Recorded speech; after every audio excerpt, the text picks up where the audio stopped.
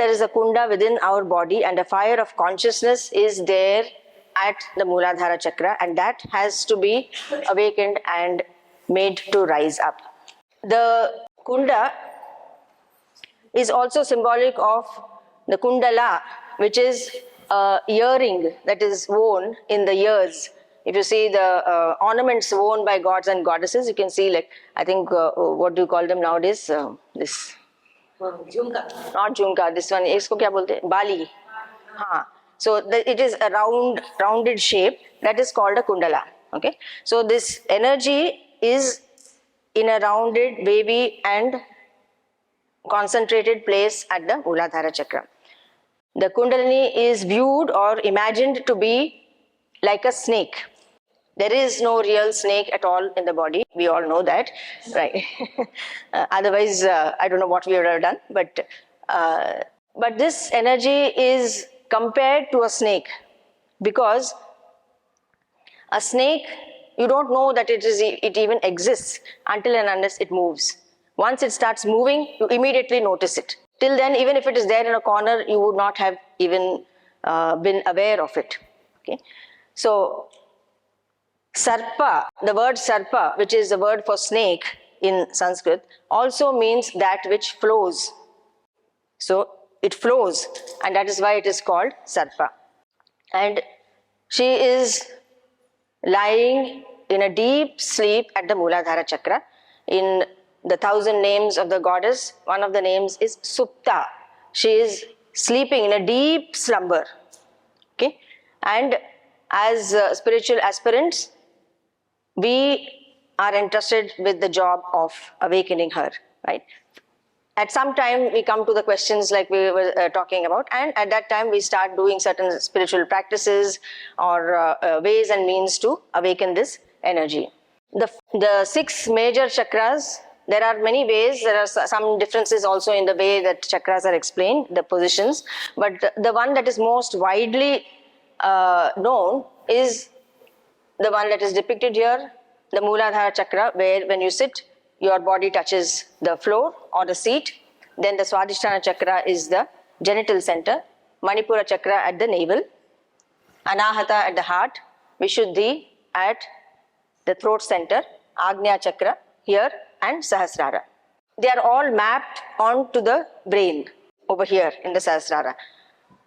By activating the chakras individually, we activate different centers in the brain. Just like if you need to turn on the switch or the fan, turn on the fan or the light, you don't go and physically, do something to the light or the fan, but you make use of the switch. So these are the switches that we make use of to activate the energy centers in the brain. Okay? This is also referred to as a rainbow bridge, and it forms a bridge between the individual consciousness and the cosmic consciousness. And why a rainbow bridge? It's quite obvious, because all the colors, rainbow colors, are there in this, starting from violet at the Sahasrara, indigo, blue, green at the Anahata, yellow at Manipura, orange, and then red.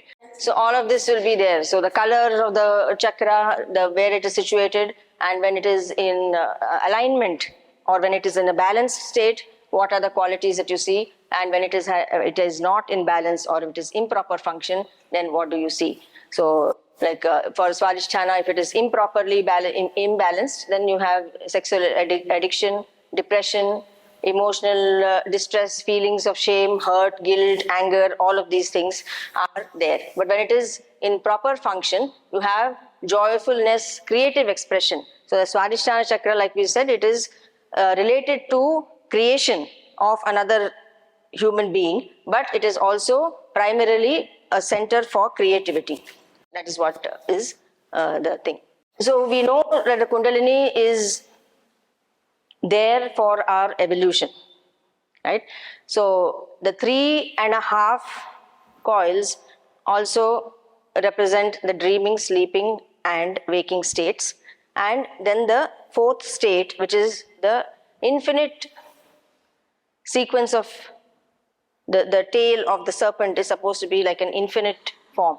So you can compare it to the pi, the number pi, which is 3.1428 and the number, the sequence is infinite.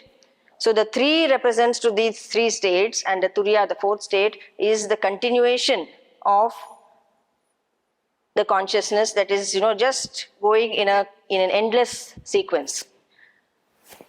That is one interpretation of that as well. Okay. So the Kundalini, normally you see that a snake always goes in this wavy, curvy, this kind of a fashion. But if the snake is drunk, we can just imagine, maybe when there is a snake who is drunk, then the snake moves in a straight line. Okay. So in terms of what we are talking about here, we know that the channels of the Ida, Pingala and Sushumna are there. So when our mind is distressed, when it is not focused, it is like a snake which is wandering in all directions, right? But when the mind becomes single pointed and one focus, single focus, then the mind is able to, the energy is able to travel through the Sushumna Nadi, and then that is when the snake goes straight in a straight line. So this is the drink, this is the intoxication that they talk about. This is the intoxication that the rishis and munis say that this is what we need to drink. We need to drink from the pot of nectar that is there at the Sahasrara. And when that nectar is there, then the energy of the Kundalini, the balancing of the Ida and the Pingala happens, and that's when the energy is able to travel through the Sushumna Nadi. Okay. So just like when you light an incense stick, right? You don't know which way the fumes are going to go. They go in different directions, right? So just like that, even the energy of the Kundalini, when it rises, it can go in a multitude of directions. So it is also important to know how to raise this energy in a safe and effective way. So there are many ways of doing that. So some of the rituals or the practices that you are learning will help you to do that. Okay. So whatever mantra chanting, some asanas, these meditations, all of these things will make sure that the energy is channeled and it moves in a safe manner. Okay. That is through active way of invoking or awakening the Kundalini. And there is also a passive way, which is through our bhakti.